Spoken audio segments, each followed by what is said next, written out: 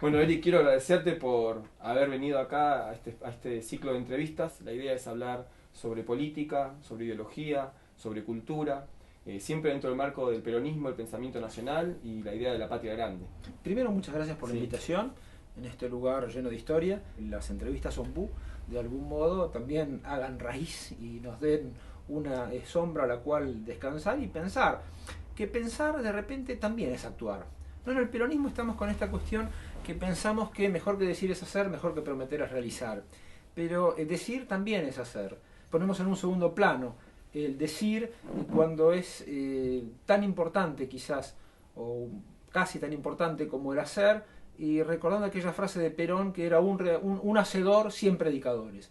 Y es lo que también necesitamos, predicadores. Bueno, eso es también un poco el espíritu que tenemos nosotros como grupo. Bueno, nada más práctico que una buena teoría, dicen Sí, por ahí, ¿no? claro. Algo que rinda cuenta de los acontecimientos. Eso nos pasa en la vida personal.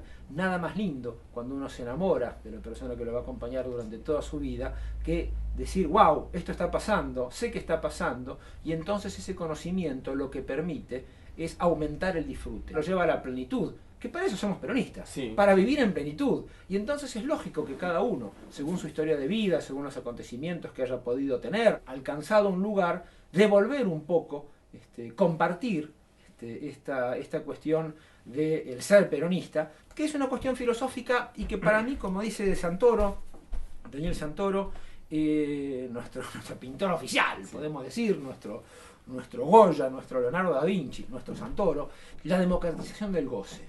El peronismo, el justicialismo quiere que gocemos todos. Sí, bueno, la idea de felicidad. La idea de felicidad, ¿No? la felicidad del pueblo, la grandeza de la nación. En esto de compartir lo que sabemos desde el lugar que podemos, al cual hemos llegado, y si hemos podido conseguir un diploma, y si hemos podido formarnos, y si hemos podido poner el conocimiento al servicio de ese disfrute, lo que hacemos es nada más ni nada menos que tratar de realizarnos en una sociedad que se realiza, que ese es otro de los fundamentos filosóficos del peronismo. No hace mucho estaba leyendo en la facultad sobre las libertades individualistas que plantea a veces el neoliberalismo. Políticos nos quieren convencer que mientras menos pienses en política es porque vos estás viviendo mejor y vos sos más libre.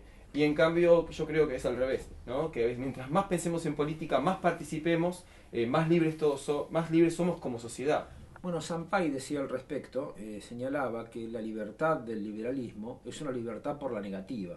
Desde el punto de vista nacional, desde el punto de vista justicialista, Sí. para Sampay la libertad nacional, la libertad justicialista, la libertad creadora, por último, va por la positiva. Yo quiero hacer esto. Entonces, el dividir a la sociedad en nichos de mercado, lo que nos propone la libertad liberal, que como vemos, y que fue llevada al extremo por von Hayek, que decía que todo tenía que ser privado, anclados en el viejo mito de la autorregulación de los mercados, de esa cuestión jamás verificada, ni desde la teoría ni desde la práctica, que si uno sigue su propio egoísmo, al final eso redunda, por arte de Birloque, en que todos vamos a ser felices.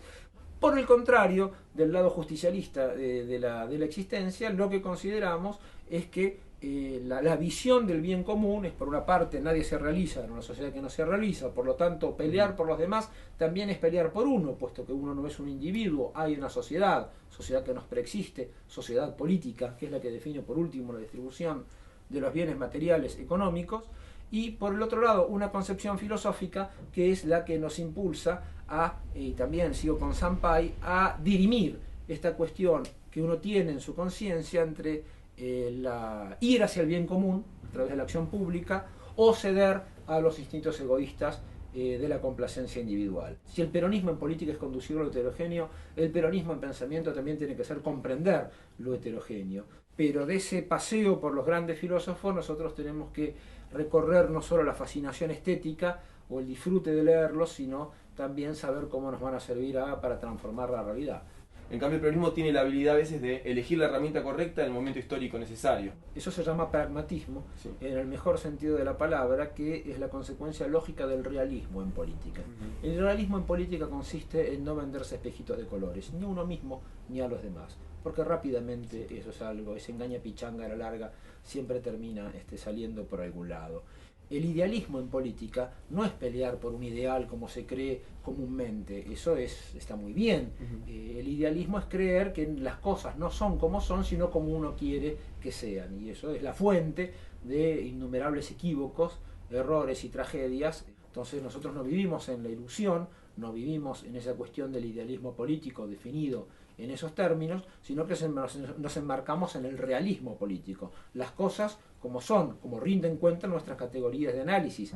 Se actúa, se tiene que actuar, y se tiene que actuar acorde con el sentido nacional. ¿Qué pensás de este proceso de desarrollo de una regionalización de Latinoamérica?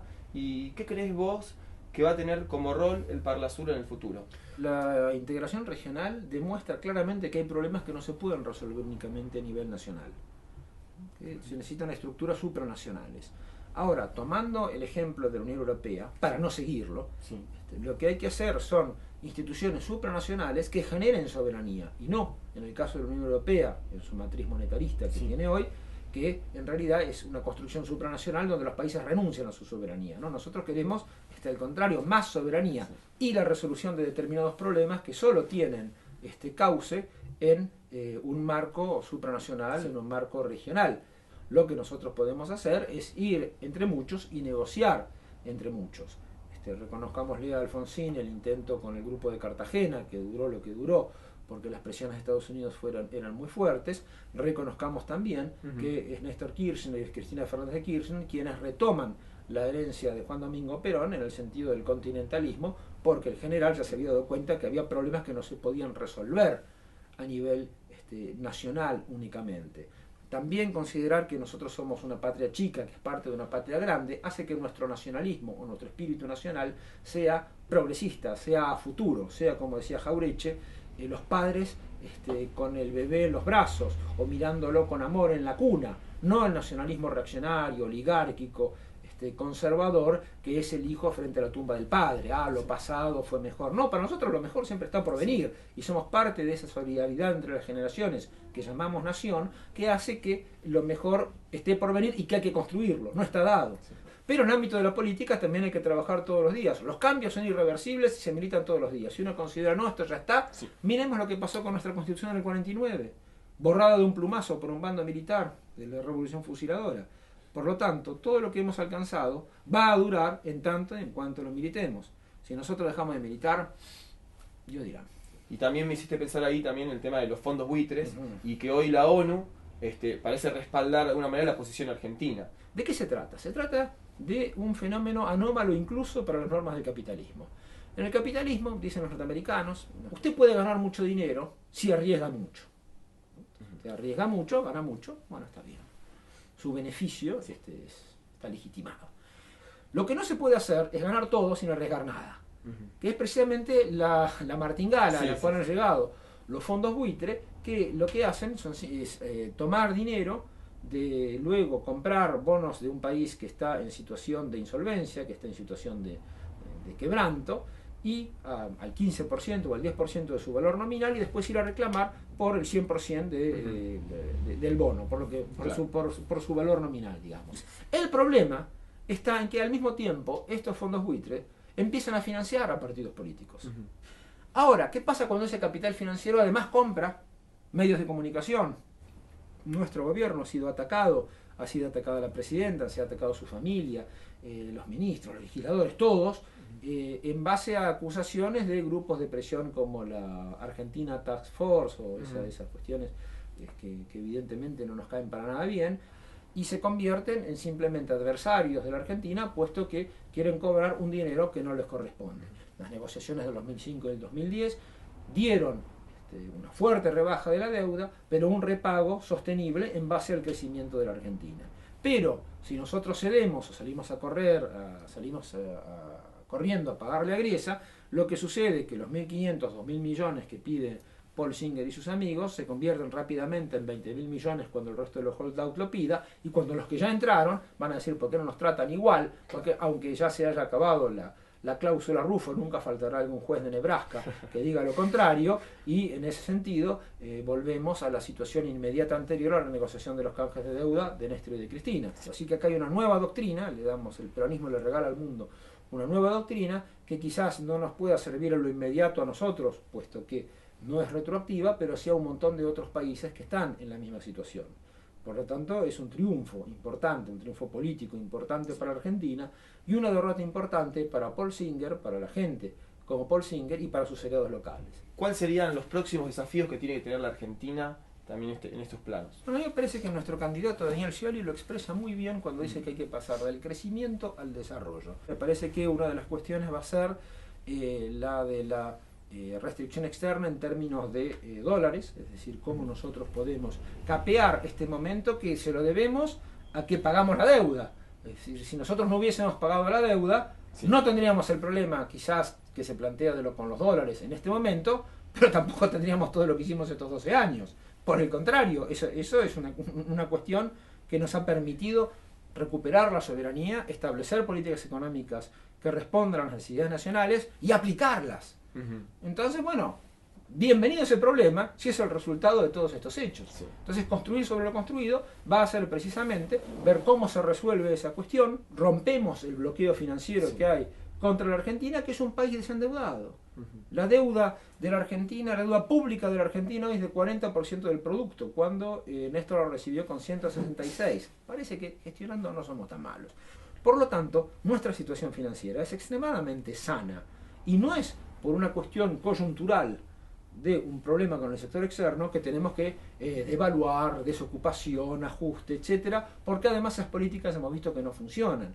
Y me parece que Daniel Scioli, candidato, lo que propone es aumentar la competitividad de la Argentina con una mejora de la productividad, con más inversión, no con salarios bajos, no con desocupación, no con devaluación. En este momento enfrentamos a un candidato amarillo, que es este tipo Macri, ¿no?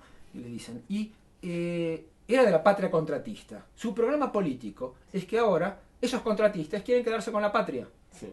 Esa gente cree que los 11 kilómetros de largo que tiene la capital federal representan los millones de kilómetros que tiene la Argentina. Entonces me parece que el pueblo argentino, incluso en las condiciones que nuestros adversarios dicen que nos comportamos, somos bastante más económicos para el bien común. ¿Cómo ves la relación y qué frutos puede dar en el futuro la relación entre la militancia y la formación?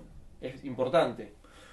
Tan importante es que Perón, una de las primeras cosas que hace es la Escuela Superior Peronista. Sí. ¿Por qué es importante capacitarse? Porque en general el peronismo lleva al poder gente que no ha podido acceder a los lugares donde se enseña cómo manejar el Estado. Pero sí lo que tenemos que hacer es democratizar la universidad. Por eso se crearon cerca de 20 universidades nacionales. Y cuando nosotros ponemos universidades en medio de los barrios populares, lo que estamos haciendo es democratizando el conocimiento. Pero sobre todo estamos dando los instrumentos de saber cómo conducir el Estado. Sí. Y el tema de la capacitación es fundamental porque no hay nada peor, decía Perón, que un bruto con iniciativa. Y otro preperonista notable, Napoleón Bonaparte, decía que no hay peor pecado que ocupar un lugar para el cual uno no está preparado. Entonces lo que hay que tener es muchísima humildad, tener una enorme preparación y sobre todo estar abierto para aprender. Hacer un plan de gobierno no es una obra de arte, lo que es una obra de arte es ejecutarlo. Y me parece que en los últimos 12 años hemos recuperado la tradición del gran peronismo, del mejor peronismo, aquel de los planes quinquenales, aquel del plan trienal, que quizás no tuvimos tiempo de escribirlo todo y decir lo que íbamos a hacer, sino que lo hicimos. Hay una pregunta que no solamente yo, sino muchos de los compañeros, muchos de los muchachos de nuestro grupo queremos hacerte, y es sobre el proyecto Mundo Peronista. Y te digo proyecto y no revista, porque cuando empezamos a indagar y a investigar nos pareció que era algo más que una revista. En realidad esto surge de la nostalgia. Mundo Peronista era una publicación que salió del 45 al 55, una revista que apoyaba la gestión de gobierno, que había reportajes, que había testimonios, y la idea era un poco retomar ese espíritu, pero entendiendo la tradición justicialísticamente. Y en ese sentido, tratar de recobrar nuestras mejores tradiciones para conocernos, para reconocernos, para tener precisamente dentro de lo que nosotros deseamos hacer con el Instituto Gestar Mundo Peronista, de compartir ese pensamiento justicialista como etapa inmediata necesaria para la resolución de problemas. Y luego también ver cómo nos fue, es decir, en qué tenemos que mejorar. Digo, yo no creo que el justicialismo sea un pensamiento que esté ahí hierático, terminado, sino que es un pensamiento que está vivo. Y la idea de Mundo Peronista es mostrar ese pensamiento vivo de un partido que está vivo. Mundo Peronista, en los números que he examinado y con mi equipo estamos trabajando, está la concepción materialista, la concepción justicialista y la concepción capitalista. Entonces es muy interesante ver cómo precisamente esta idea de en un lado el Estado es omnipotente y hace todo, en el otro lado es el mercado omnipotente y hace todo. Acá es una relación dinámica Estado-mercado, y esa dinámica entre Estado y mercado es lo que nosotros llamamos política. Y para dirimir la dinámica Estado-mercado hay que tener efectivamente y acceder democráticamente al poder del Estado, porque las soluciones se institucionalizan. ¿Qué es ser peronista hoy? Ser peronista hoy significa considerar justicialísticamente la cuestión económica y saber que hay un excedente económico, y que ese excedente económico o se lo apropia la oligarquía y lo fuga, o nosotros captamos algo de ese excedente económico y lo dirigimos a la producción para financiar la reindustrialización de la Argentina, que es lo que nos permite tener la asignación universal por hijo, las universidades nacionales, que la riqueza que produce el pueblo argentino sea devuelta al pueblo argentino. Esa visión del bien común que nosotros tenemos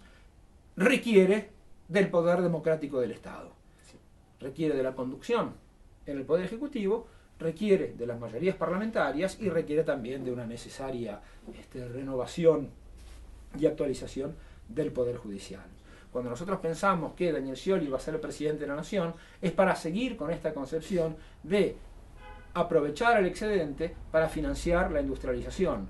Eso me parece que es la concepción de desarrollo económico, de ser un país desarrollado. Toda esta proyección de un mundo peronista y esta proyección de una continuidad de políticas la podemos hacer porque hoy históricamente se nos da la posibilidad de tener una continuidad política en Argentina. Es un milagro porque nos parece maravilloso, pero es el resultado de una construcción política del tiempo. Perón entendió cuál era la situación en su época y, como Néstor y Cristina, institucionalizó esas soluciones en la Constitución del 49. Por eso, a plazos en algún momento, necesitamos una constitución que yo la veo con una esencia muy justicialista, pero que tiene que comprender a todos. Me parece que no es de justicialista cerrarse a los demás, y hay que conducir lo heterogéneo, hay que conducir lo diferente. Porque el peronismo, cuando hace la revolución en paz, tiene que transformar al Estado al mismo tiempo que transforma la realidad. Y en eso hay que ver también muchas de las cosas que sucedieron estos 12 años, que podríamos haber hecho mejor, que podríamos haber hecho de otro modo, cuando en realidad nuestra dificultad es que nosotros queremos transformar la sociedad en el sentido de la justicia social, y que el único instrumento que tenemos de transformación de esa sociedad es el Estado que nos dejó la dictadura, el Estado que nos dejaron los liberales, no. Entonces tenemos que recrear el Estado al tiempo que transformamos las cosas. En realidad también sos escritor. Traje mi último libro, Cómo salir de laberintos, tema de sociedad, economía y poder en la Argentina actual, escrito por mi padre y por mí. Habla de cómo se salieron estos años de los laberintos y los peligros que nos esperan a la salida del laberinto.